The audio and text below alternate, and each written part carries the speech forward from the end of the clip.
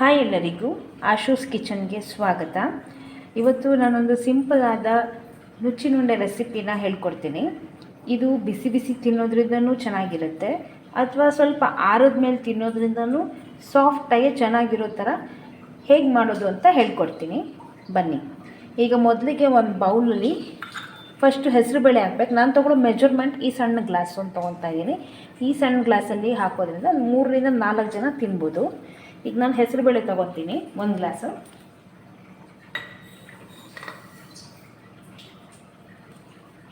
ಹೆಸರುಬೇಳೆ 1 ಗ್ಲಾಸ್ ಹಾಕ್ತೀನಿ.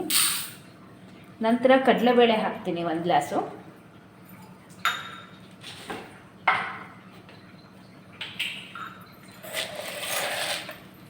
ನೋಡಿ, ಕಡಲೆಬೇಳೆ ಈ ಮೆಜರಲ್ಲಿ ತೊಗೊತೀನಿ. ಇದೊಂದು ಗ್ಲಾಸ್ ತೊಗೊಂಡಿದ್ದೀನಿ. ಈಗ ಉದ್ದಿನ ಬೇಳೆ ತೊಗೊಳ್ತಾ ಇದ್ದೀನಿ.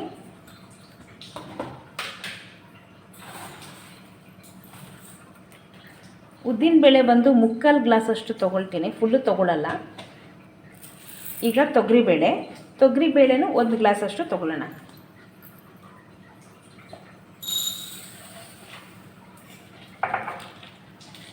ಸೊ 1 ಗ್ಲಾಸಷ್ಟು ತೊಗರಿಬೇಳೆನೂ ತೊಗೊತಾ ಇದ್ದೀನಿ. ಇದು ತುಂಬ ಸಾಫ್ಟಾಗಿ ಬರಬೇಕು ಅಂದರೆ ಇದರಲ್ಲಿ ಒಂದು ಅರ್ಧ ಗ್ಲಾಸಷ್ಟು ಅಕ್ಕಿ ಹಾಕ್ತಾಯಿದ್ದೀನಿ. ಇವಾಗ ಇದರಲ್ಲಿ ಅರ್ಧ ಗ್ಲಾಸಷ್ಟು ಅಕ್ಕಿ ತೊಗೊಂಡಿದ್ದೀನಿ. ಇದು ವೈಟ್ ರೈಸ್ ಅಲ್ಲ, ನಾನು ಮನೇಲಿ ಅಡುಗೆ ಮಾಡೋಂಥ ಅನ್ನ ಮಾಡೋವಂಥ ಅಕ್ಕಿನೇ ಇದು ರಾಜಮುಡಿ ಅಕ್ಕಿ.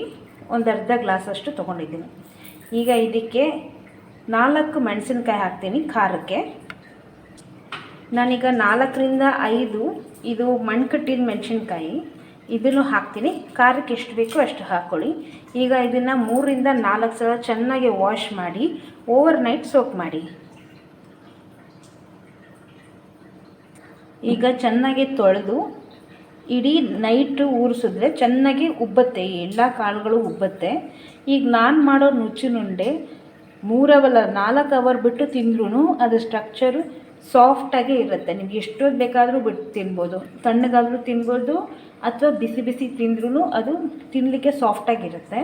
ಮತ್ತು ಇದು ಹೈ ಪ್ರೋಟೀನ್ ಬ್ರೇಕ್ಫಾಸ್ಟ್ ಆಗಿರೋದ್ರಿಂದ ನಿಮಗೆ ಫುಲ್ ಸ್ಟಮಕ್ ಅನಿಸುತ್ತೆ, ಹೊಟ್ಟೆ ತುಂಬ್ದಂಗೆ ಭಾವಿಸುತ್ತೆ ಯಾವಾಗಲೂ. ಓವರ್ ನೈಟ್ ಸೋಕ್ ಆದಮೇಲೆ ಕಾಳುಗಳೆಲ್ಲ ಈ ರೀತಿ ಬಲ್ಜಾಗಿರುತ್ತೆ.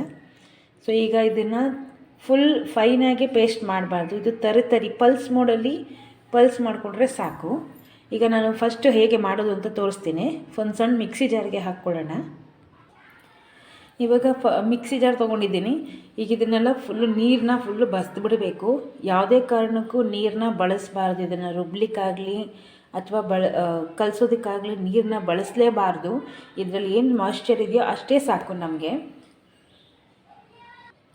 ಈಗ ಇದನ್ನು ಪಲ್ಸ್ ಮೋಡಲ್ಲಿ ಗ್ರೈಂಡ್ ಮಾಡ್ಕೊಳ್ಬೇಕು. ನಾನು ಸ್ಟ್ರಕ್ಚರ್ ತೋರಿಸ್ತೀನಿ, ಹೇಗೆ ರುಬ್ಕೊಳ್ಬೇಕು ಅಂತ ತೋರಿಸ್ತೀನಿ, ಅದೇ ರೀತಿ ರುಬ್ಕೊಳ್ಳಿ.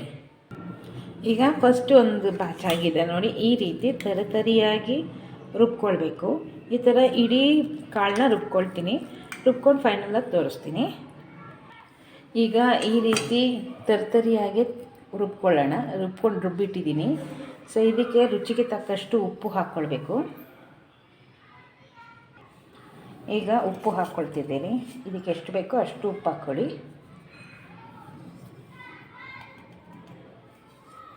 ನೆಕ್ಸ್ಟು ಸ್ವಲ್ಪ ಜೀರಿಗೆ ಹಾಕೋಣ.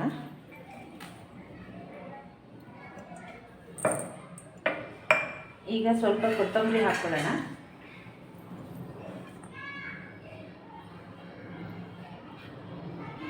ಇದಕ್ಕೆ ಈರುಳ್ಳಿ ಹಾಕೋದು ಆಪ್ಷನಲ್, ಬಟ್ ಆನಿಯನ್ ಹಾಕೋದ್ರಿಂದ ಸ್ವಲ್ಪ ಟೇಸ್ಟ್ ಚೆನ್ನಾಗಿರುತ್ತೆ.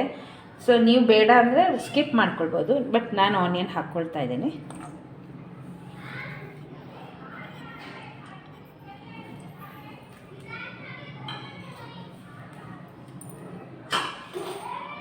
ಇವಾಗ ತೆಂಗಿನಕಾಯಿ ಹಾಲು ತೆಗೆದು ಅದು ಕೊಬ್ಬರಿ ಇರುತ್ತಲ್ಲ, ಆ ಕೊಬ್ಬರಿನ 2 ಸ್ಪೂನಷ್ಟು ಹಾಕ್ಕೊಳ್ತೀನಿ.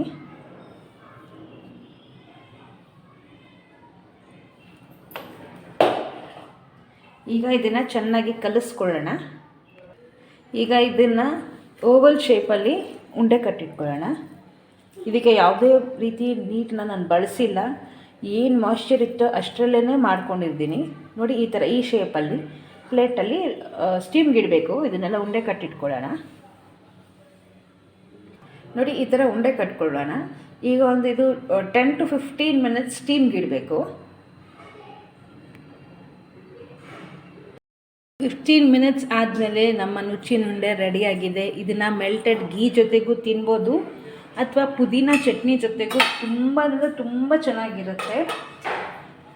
ಟೇಸ್ಟ್ ಮಾಡಿ ಹೇಗಿದೆ ಅಂತ ನೀವು ಹೇಳಿ. ನಿಮ್ಮ ಮನೆಯಲ್ಲೂ ಸಿಂಪಲ್ಲಾಗಿ ನುಚ್ಚಿನುಂಡೆ ಮಾಡೋದನ್ನು ತಿಳಿಸಿದ್ದೀನಿ. ನೀವು ಟ್ರೈ ಮಾಡಿ, ಕಮೆಂಟ್ಸಲ್ಲಿ ಕಮೆಂಟ್ ಮಾಡಿ ಹೇಗಿದೆ ಅಂತ. ಇಷ್ಟ ಆದರೆ ಶೇರ್ ಮಾಡಿ, ಲೈಕ್ ಮಾಡಿ. Thank you.